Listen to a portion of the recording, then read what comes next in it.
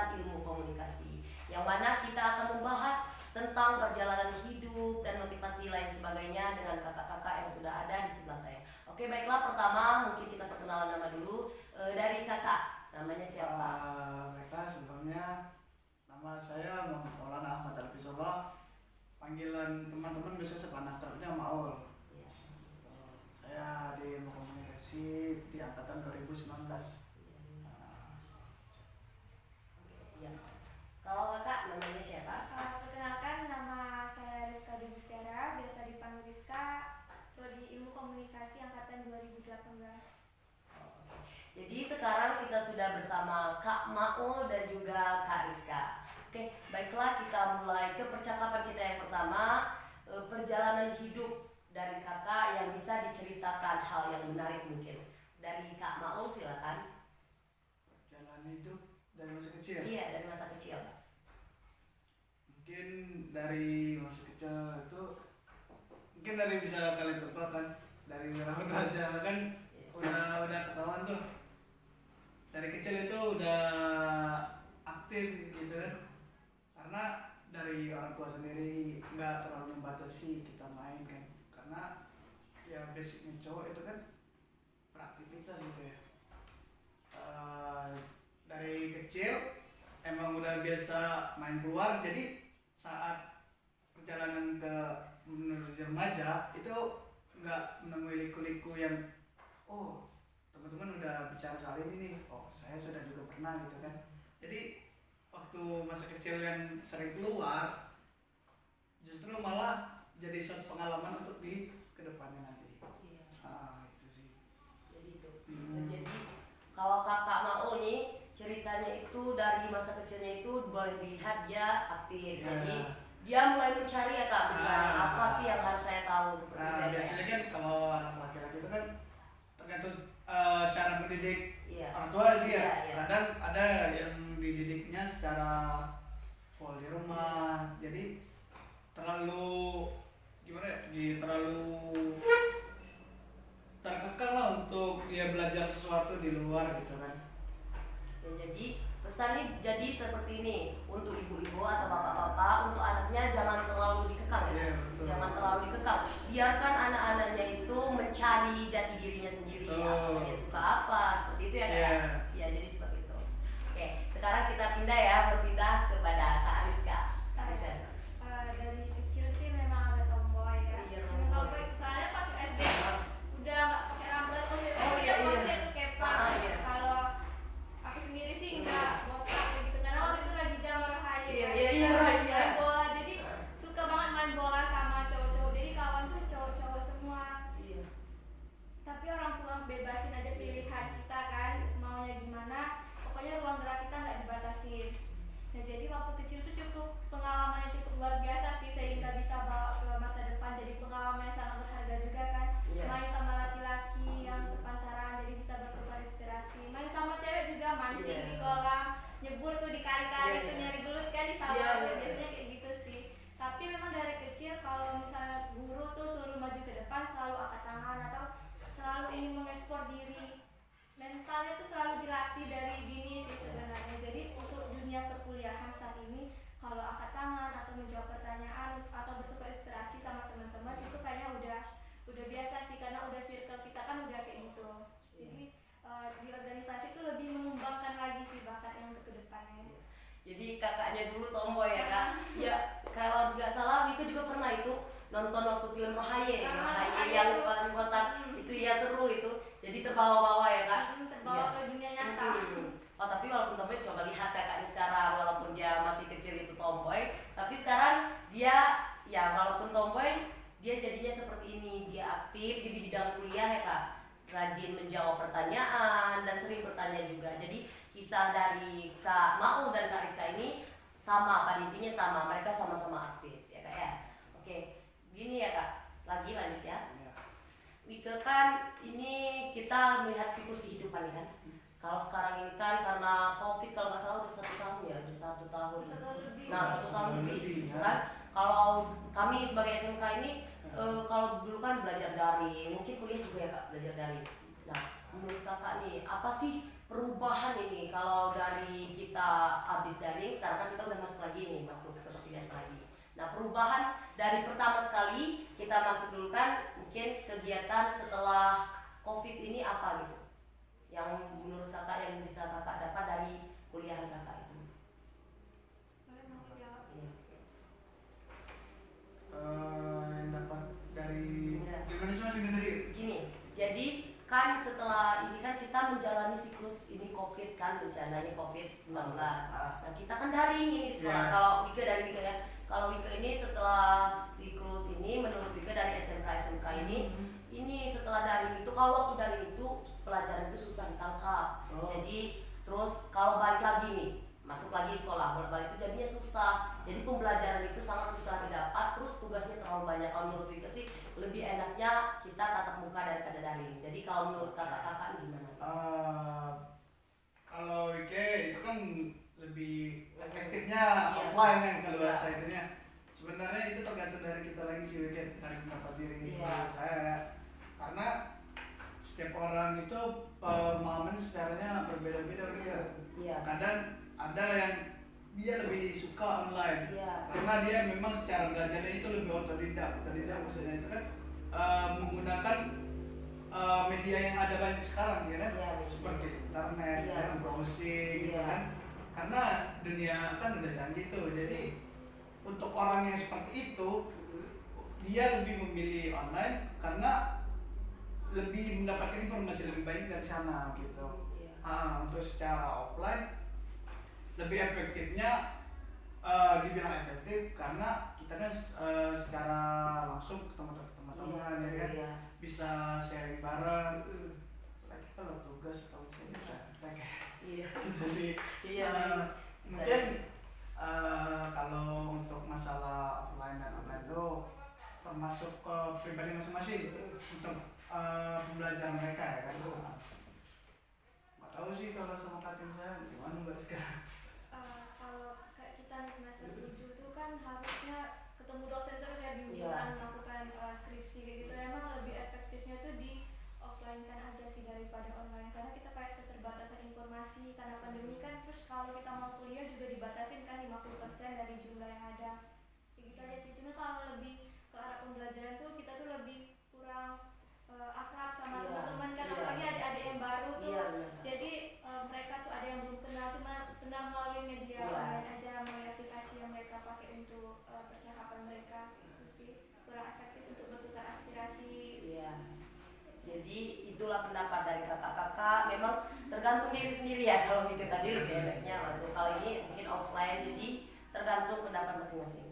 Oke, mungkin kita minum dulu ya kopinya. Ya, silakan. Iya, silakan.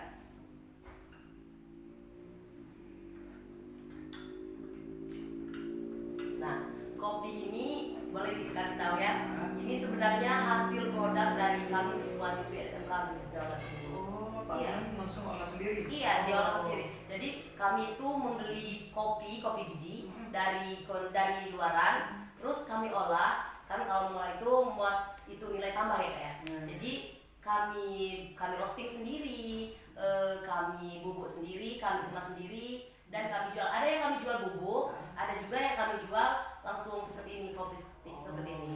Berarti membuat produk sendiri ya? Iya, produk sendiri. Ini salah satunya. Ada lagi loh, ada sirup kalamansi, sirup jahe instan, koja, kopi jahe. Itu banyak kok kami olah.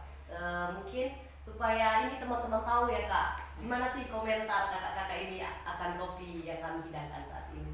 Barista kayaknya mana kopi nih. Ini kan penikmat kopi Iya. kan. Iya, menikmat kopi. Kopinya sih udah pas gitu, apalagi untuk anak-anak SMK mengembangkan kreativitas kan, nggak harus di dunia bangku sekolah ya. Di luar juga harus kita mendapatkan ilmu. Jadi dengan adik-adik kayak gini kayak membangun atau membangkitkan motivasi kami sebagai mahasiswa. Kami juga ingin membuat produk seperti adik-adik. Jadi kami tuh kayak, adik-adik aja bisa, kok kami nggak bisa. Jadi kami juga banyak belajar nih dari teman-teman SMK tentang masalah produk. Iya. Oke, itulah pendapat dari kakak-kakak tadi. Jadi ini sudah pas ya kak ya. Jadi terima kasih ya kak atas penilaiannya. Untuk teman-teman atau bapak-bapak, ibu-ibu yang mau membeli beli produk kami, boleh pesan ya di SMK Agribisnis Dharma Datuk Bengkulu. Oke, kita lanjut ya Kak. Selanjutnya mungkin Wika bertanya lagi. Kita lihat lagi, ini masih bersangkutan dengan kita sebagai mahasiswa, sebagai siswa, sebagai pokoknya pemuda-pemudi Indonesia ini. Kalau Wika perhatikan, nggak di rumah, nggak di sekolah, sebenarnya ini kebanyakan bahkan bapak-bapak loh. Kalau Wika perhatikan sering main gamers gitu Kak. Mungkin Kakak gamers bukan? Enggak. Iya. Enggak ganteng kok Ida.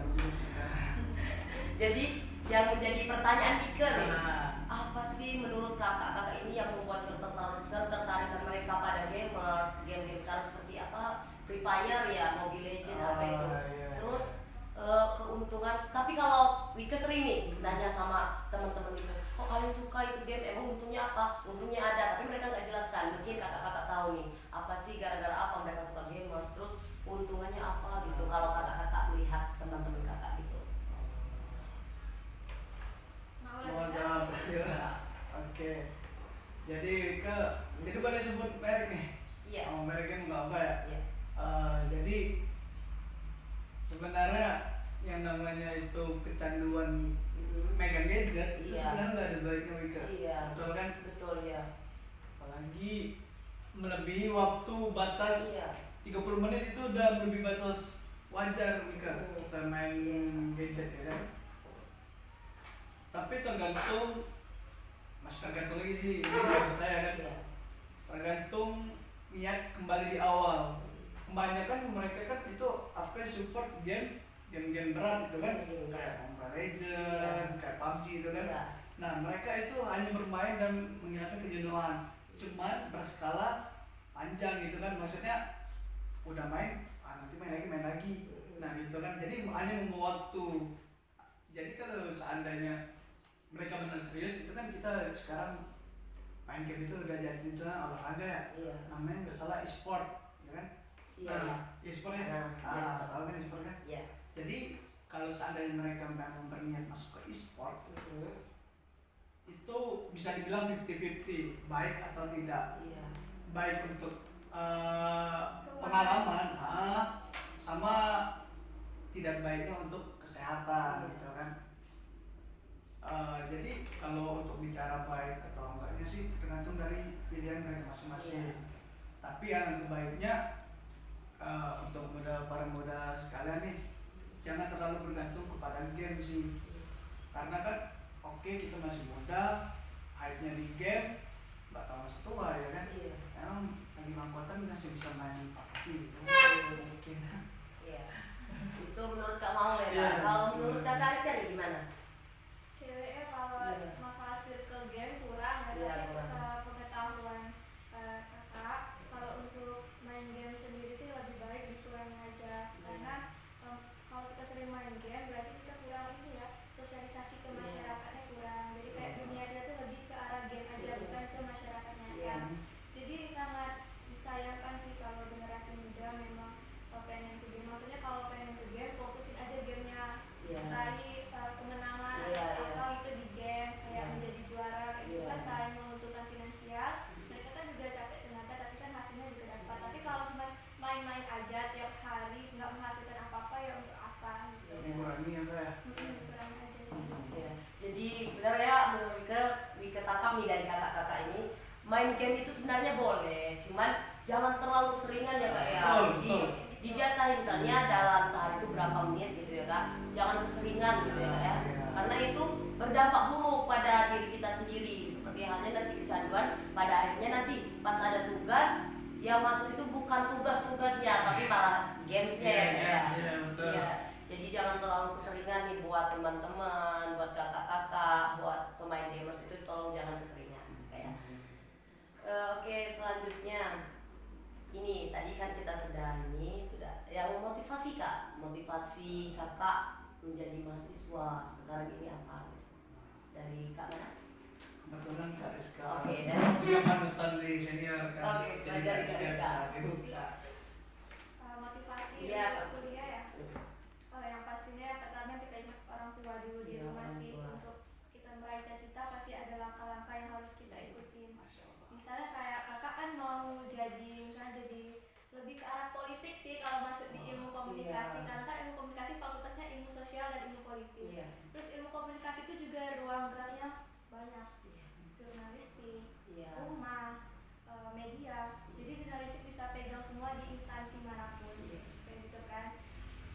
jurnalistik atau ilmu komunikasi juga dibutuhkan, bahkan di bank-bank nih Iya, iya. ilmu komunikasi sangat dibutuhkan. Jadi untuk teman-teman kalau mau masuk ilmu komunikasi, ruang geraknya itu sangat besar, sangat banyak peluang kerjanya, sehingga itu kakak memutuskan memotivasi diri sendiri untuk menjadi orang sukses berarti harus melewati step-step yang telah kita targetin ya, kayak misalnya kayak di dinding kamar tuh kita bikin misalnya 2018 kita harus masuk perkuliahan di jurusan ini dan harus meraih beasiswa. Dan di ilmu komunikasi juga banyak sekali beasiswa. Salah satunya Bank Indonesia, Bank Bengkulu, Bank BNI, Basnas, BP2I, KIP kuliah maupun KIP UKT. Jadi mahasiswa yang takut finansialnya nggak cukup nih untuk kuliah, takutnya nanti ngebebani orang tua. Sebenarnya kuliah kayak gitu sih, karena banyak sekali peluang di jadi mahasiswa untuk meraih beasiswa, sehingga perkuliahannya dan finansialnya akan tetap terus berjalan.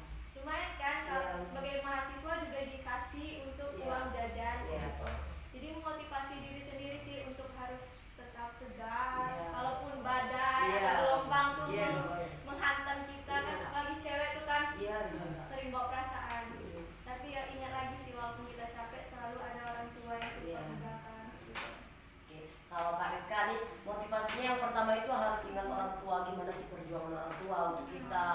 Terus jangan mudah menyerah ya Kak ya. Nanti mentang-mentang ini saya nggak punya duit, kayaknya saya nggak usah kuliah aja. Enggak gitu ya Kak ya. Karena banyak beasiswanya seperti yang Kakak jelaskan tadi. Jadi untuk yang mau kuliah itu jangan mudah putus asa dan selalu ingat kedua orang tua. Itu dari Kak Rizka tadi. Selanjutnya dari Kak Mao nih, apa ya Kak motivasinya? Kalau motivasi itu kan sebenarnya itu yang pertama orang tua, karena kan kesuksesan tidak luput dari orang tua. Yang kedua itu jangan berhenti pernah mencoba ya kan, sesuatu hal yang baru. Karena sesuatu yang baru itu pasti ada gagal, karena dari gagal itu adalah sebuah awal kesuksesan. Sebenarnya ini Wika kali kedua sih, biasanya abang di belakang kamera, balik ngeliat layar gitu kan. Jadi di paling mau Wika untuk jadi tamu podcast wah. Saya kan orang apa ya. Jadi enggak dong. Jadi ini kan termasuk mencoba nih. Kebetulan Wika jadi hostnya, jadi abang juga bisa dapat pelajaran dari Wika ya kan. Untuk yang ketiga itu jalani dengan sepenuh hati kan, dan penuh keikhlasan ya kan. Kalau menjalani sesuatu dengan penuh tuntutan, itu yang dicari itu tuntutan terus, nggak pernah puas juga. Jadi udah dapet ini, nggak mau yang lebih lagi, akhirnya nggak menemu titik di mana mereka menuju keberhasilan. Kayak sih Wika.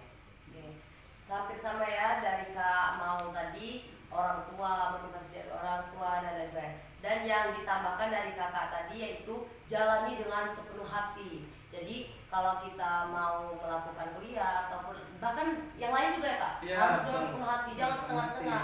Iya, jadi dan ikhlas ya. Ya ikhlas ya Kak.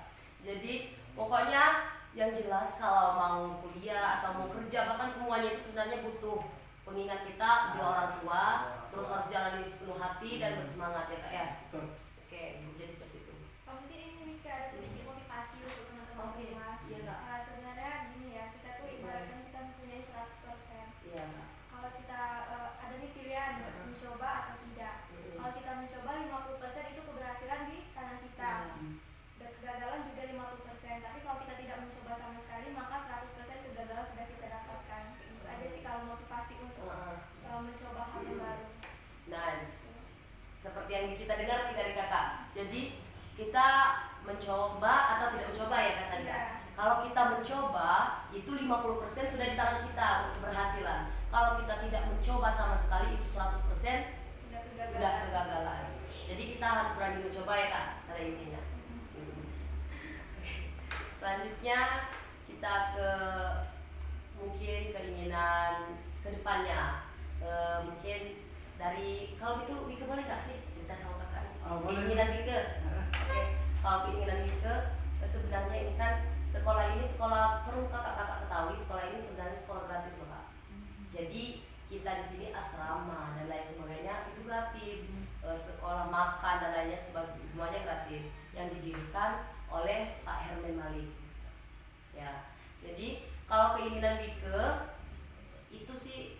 kalau bisa Wika pengen kuliah kayak kakak-kakak. Jadi saat Wika sekolah sini kan karena tidak mampuan tadi ya. Jadi Wika di sini belajar gitu. Kalau keinginan Wika itu Wika pengen banget tuh kuliah. Mungkin Wika pernah ini terlintas keinginan Wika itu kuliah mungkin ambil jurusan sama kayak kakak ini komunikasi ya, ilmu komunikasi. Jadi kalau keinginan Wika ke depan, aminin ya kak, aminin gitu. Amin, amin ya Allah. Wika pengen kuliah atau pokoknya Wika kedepannya mau kuliah dan sukses membanggakan kedua orang tua. Amin ya Allah. Amin kak, amin. Lanjut untuk kakak-kakak, keinginan kakak, kan kakak sekarang sudah menjalani kuliah ya lain dengan Wika, kalau Wika belum gitu ya. Jadi keinginan kakak dari Kak Maul. Keinginan kakak untuk depannya. Iya, untuk depannya. Keinginan saya sebenarnya pengen hidup tentram aja sih. Pengen hidup tentram. Iya. Maksudnya hidup tentram kayak punya pekerjaan, Iya. tapi nggak punya utang gitu. Iya. Ya kan? Karena kalau kita punya utang nggak tentram gitu. Iya, iya. Terus keinginannya banyak sih, lebih ke balas budi orang tua gitu. Iya. Yang pertama kali kan, bukan balas budi, sebanyak apapun kita balas nggak bakal terbalas kan. Iya. Kalau untuk orang tua kita aja sih Wika. Iya. Oke, kalau dari kakak? Hampir sama sih keinginan sama Bang Maul, Iya. Maul. Tapi yang lebih maunya lagi tuh 3 tahun setengah ini harus terkejar wisuda. Iya. Amin. Amin ya Allah, amin. Udah wisuda, sudah itu jadi manusia yang berguna lah untuk lingkungan kita, dimanapun kita berdiri di situ kita harus berguna bagi Iya. masyarakat sekitar. Iya. Kayak gitu aja. Ya, jadi Wika tangkap, Wika juga pernah baca atau Wika pernah dengar ya, kalau kita sebenarnya orang sukses itu bukan karena dia kaya, bukan karena dia punya banyak uang, punya rumah hebat, punya mobil banyak, bukan ya kak. Bukan. Orang kaya itu ialah orang yang berguna untuk orang lain. Betul. Iya, jadi kalau orang sukses itu jangan bilang kalau kita ini nggak punya rumah bagus, nggak punya mobil itu nggak sukses. Tapi orang sukses itu adalah orang yang berguna untuk orang lain. Percuma ya kak kalau dia punya mobil banyak, punya rumah banyak, tapi dia nggak berguna buat orang lain. Betul. Ya, jadi kesuksesan itu orang yang berguna untuk orang lain. Oke, mungkin sampai di sini perjumpaan kita pada hari ini. Terima kasih kepada